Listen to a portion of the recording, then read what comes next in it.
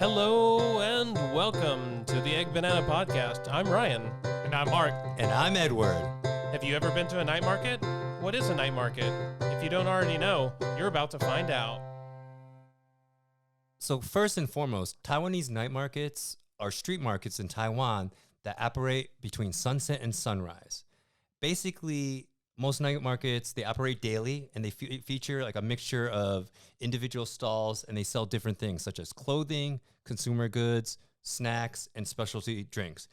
The atmosphere is usually crowded and noisy, and there's a lot of shouting going on, fast-paced music, and basically Taiwanese night markets have evolved over the years from small local gatherings to noisy streets lined with vendors. Mark, what is your experience with night markets in Taiwan?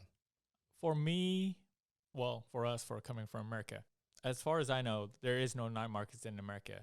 And so for me to experience it for the first time is pretty interesting. Like a group of, it's kind of like street food, but you have a bunch of food stalls all lined up together. And yeah, it's definitely worth an experience, or it's worth experiencing at least. So sometimes it's really hard to kind of describe. So I don't know.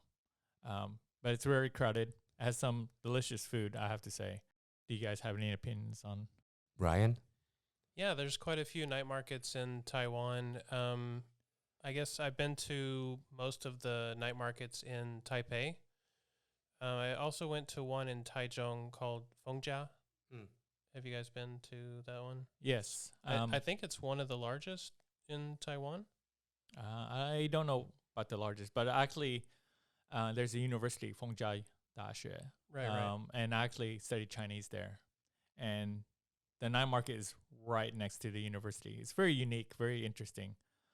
And of course, yeah, a lot of the students, they just get the food straight from the night market. So, yeah, very well known. Okay. I think the listeners out there might be interested. I think in Mandarin, night market is 夜市, right, Mark? As far as I know, yeah. And then I go to you guys for the Japanese expertise. How would you say night market in Japanese? I actually never heard of a night market in Japan, so I wasn't really sure how to say that, but I looked it up, and it looks like it was using the same characters, like what you just said in Mandarin, but they pronounce it differently. They say yaji, but I imagine that, in Japanese, a lot of English words are imported, so they would probably maybe even say something like naito maketo or something like that. They often do that, but also, of course, for the Japanese people who love Taiwan and come here often, or pre-COVID anyways, the ones who would go to night markets, then they probably also picked up the Mandarin word for night market, or they would just say night market. But night markets aren't really a thing in Japan. They do have something more like what they call a festival, and how they say that is omatsuri. And at these festivals, you can get similar little snacks and food like you would see at some of the night markets here. Thank you for sharing that, Ryan. I'm just curious, as a person who's never been to Japan, what's the difference, or what difference would you say there is between a festival and a night market? Well, I think typically, and maybe Mark can add on to this after, I think that festivals are just temporarily set up in one place. They're not really permanent, kind of like in Taiwan, where you could expect to see the same night market in a certain place every time, or every weekend, or every night even in Taipei or other parts of Taiwan. But and then maybe there would be other sorts of activities that go on, or maybe even like a little parade or things like that. And they just usually happen around fairly large holidays in Japan.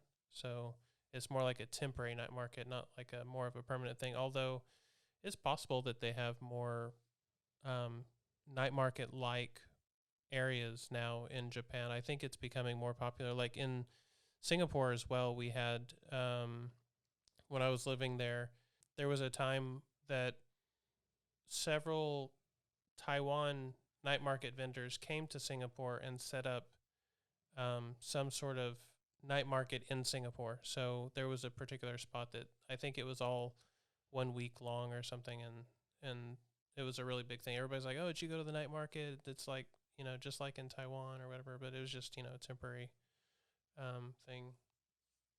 Mark, did you have any experience at like Omatsuri or festival or in Japan when you were in Kyoto? A little bit. Even though I was there for a short time, I did witness what looked like a small little night market, and what you said, like, yeah, Japan usually has these night markets, usually during around like big holidays. So people was like set up these little tents and sell food, and some of the food is kind of similar to what they sell in the night market here in Taiwan. One popular one is the Takoyaki, which is like a round ball, fried ball with like small pieces of octopus inside. So, and I think another food that they would sell is mochi. It's like it's another round, but it's like more chewy and it's more of a dessert. And usually in the middle they would have like red bean paste or peanut.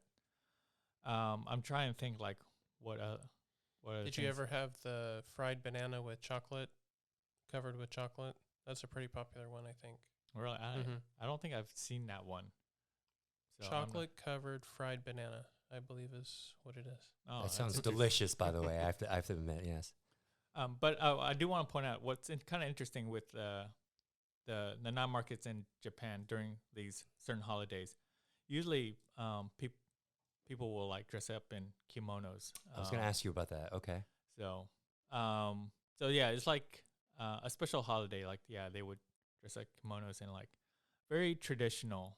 This is a little bit off topic. We could come back later, but I was just curious because I know in some night markets here, they have like different kind of games, like, and then there's also stuff like, where you have to try to catch a fish with a net or do shrimp fishing. Just curious, in Japan, do they have similar activities like that as far as you guys know? Well, from some animes I watched, I seen them using the shrimp fishing or the fish net stuff. So right, and the net always breaks. It's like it's like a rigged game, basically. Yeah. And actually, when you mentioned that, it kind of reminded me. I guess an easier way to describe a night market to someone from America who has never been overseas or never or don't know what a night market is, I guess a close thing would be a carnival in America. So carnivals have like these little rides, a lot of games, probably not a variety of food like the Taiwanese night market. So, all right, guys, we've danced around the topic. We've teased it. I think this is what the listeners want. We got to say some of our favorite foods from the night market. What are some of your favorite foods? Ryan? Well, since I'm a vegetarian, I have... That's okay. Yeah, thanks.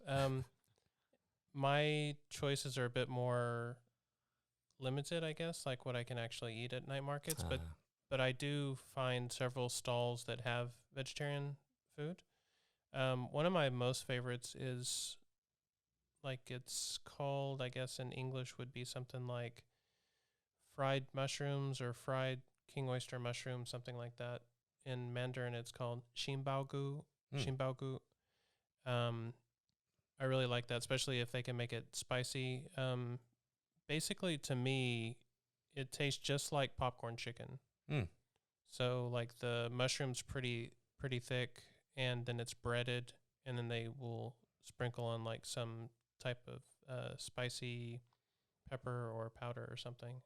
Would you know how to say in Japanese, since we're throwing the Mandarin already, or is that? I don't want to put you on the spot, which I just did. Sorry. No idea. Go men. Yeah. Oh, good. Thank you. Mark, do you have more or favorites? Yeah, sure. Another one that I like at the night market is the baked potato with cheese and broccoli. That's a pretty good one. That's a good for one, me. yes. Yep. Yeah, I think a lot of Americans probably would go for that one. Mm-hmm. So, kind of not really add on, but my opinion about the fried mushroom.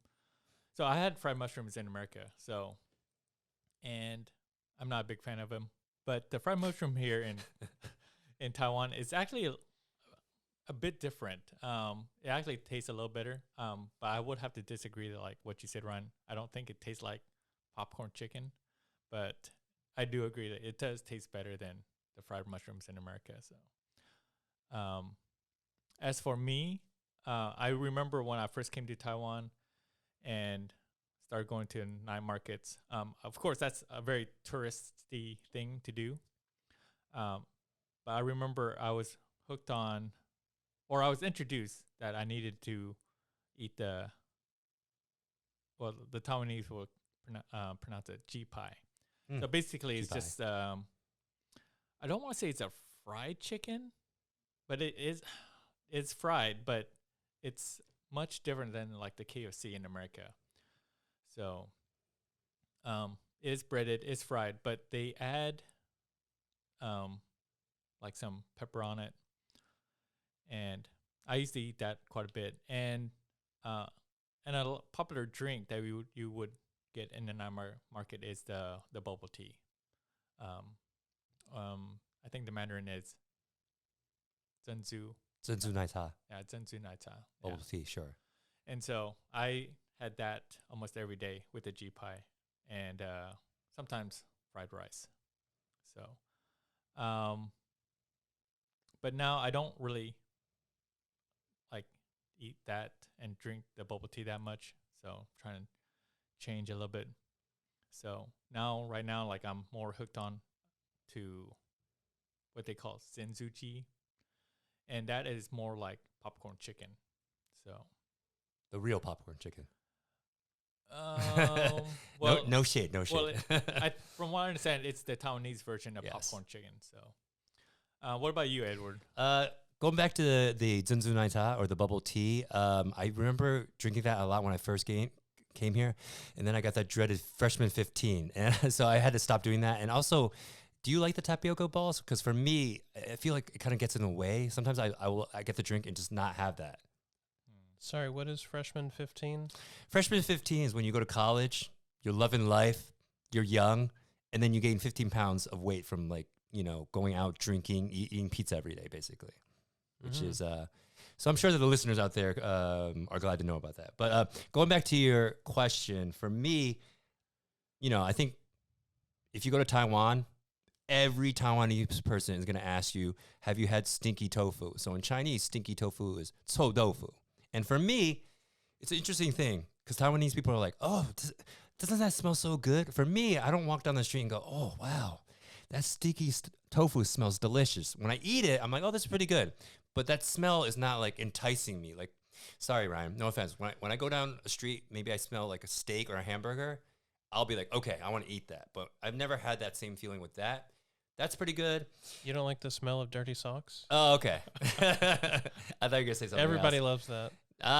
No, I'm okay with dirty. They taste better than they smell. No, well, maybe you could bottle that up. The stinky tofu, not the stinky socks. the tofu. I thought you meant you're going to take the stinky socks, put it in like a bottle and sell it as a fragrance. No, so I would say that's one. Fish balls are another popular dish. Yuan, right? Hopefully I'm not butchering the accent. I really like, I don't know if you guys agree, oyster omelet? Yeah, oyster omelet. So which would be called oajen, okay? And I don't know if I like it, but it's another like infamous snack that you have to eat in Taiwan, which is pig's blood, which would be zuxie, right, Mark? Zuxie. And then there's actually a black one. I forgot the exact name, but it's okay. I think it's pronounced mi xie gao. So it's like blood cake. So it's black and it looks like a rectangle, and there's like pieces of rice in it. So, and it's made from blood. So right, and like for me, I don't know how you guys are. Like a long time ago, my mom always said like, hey, just try everything once, and if you don't like it, ever eat again. So that's how I kind of apply, or that's how I am as far as like my food philosophy goes. I'll give everything a shot for the most part. is there any food that you guys encountered in Taiwan or Japan, I guess, where you were like, never again? Mark, anything like that? Well, I guess I would have to say for the pig's blood was something I tried and Not up your alley? not up my alley. But for the blood cake, I can tolerate it, so it's okay. As long as like I don't. Well, I already know what's in it, so. But I don't eat it that often. The blood cake, the mi xie gao. Okay. But I want to kind of. You mentioned about the chou tofu, the stinky tofu. Yes, sir. I wanted to add that even though it's fermented and the smell is very putrid, but the thing is you can buy it fried. So sometimes they call it za tofu. Mm-hmm. And actually when it's fried, it's actually there's no smell. And it's actually really good. So so for a lot of foreigners who decide to come to Taiwan, go to the night market, I would suggest like get the fried tofu. So Za tofu, the fried tofu. Yeah. Okay, that's So okay. Ryan, any thoughts? Did you? I know, like as you said, as a vegetarian, your journey is a little bit different from me and Mark. So, is there anything that you had vegetarian wise where you're like, never again? Not really vegetarian food, but I do have two that I want to mention. One in Taiwan and one in Japan. Here in Taiwan, I often see, for some reason, I don't know about you two, but locals really seem to love like different parts of the chicken. Like Yes. you can, or duck, sorry. You can see like duck tongue, the duck feet, like random parts of the duck. I'm like, I don't know. And like sometimes it looks so like the duck tongue, it looks so hard and like black, and it doesn't look appealing. Like who thought like, I'm going to eat that? Do either of you two like? I'm going to give you a fun, irrelevant fact about my mom. I don't, but basically my mom loves chicken feet. I know you said duck feet, but she loves chicken feet, and she eats it like corn on the cob. She's like, "Da-da-da-da-da-da-da." So in my mind, I'm always like, why would I eat the part of the animal that is walking all day and sweating? So for me, I think, you know what? Going back to what I said before, I think I did try it, but it's not like. And I know you're a vegetarian, so maybe you don't agree, but usually when I eat meat, I'm like, oh, this part is juicy, or this is like good. When I eat feet, I'm not getting that kind of feedback, I would say. So I don't know about Mark. Yeah, I agree. And I want to kind of point out, actually, some Americans may not know this, but you can actually get chicken feet from a dim sum restaurant. So, Oh, okay. I did not know that, actually. Yeah, and actually, the way they cook it is actually pretty good. I'm not a fan of it. I mean, I've tried it. I won't order it, but it's basically like skin and bones. But the way like the dim sum restaurants in America, like they kind of add like a little barbecue sauce. But here in Taiwan, it's like I don't know what they actually do with it. Like it doesn't look like they add anything to it, and it doesn't look appealing.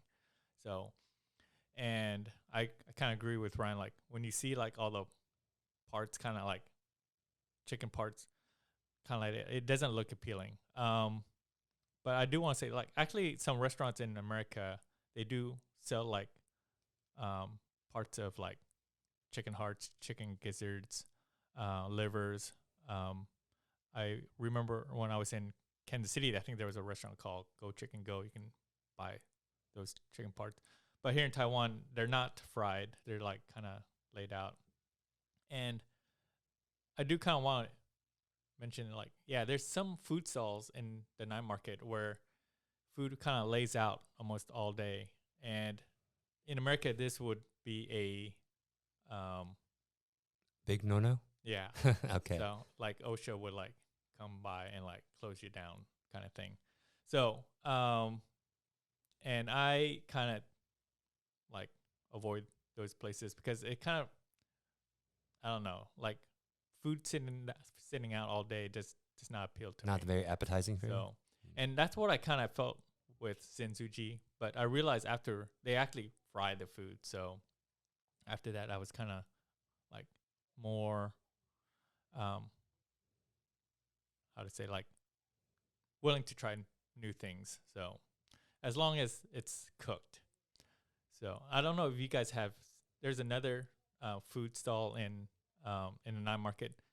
It's some things like Lu Wei, but I think it's pronounced Lu Gan.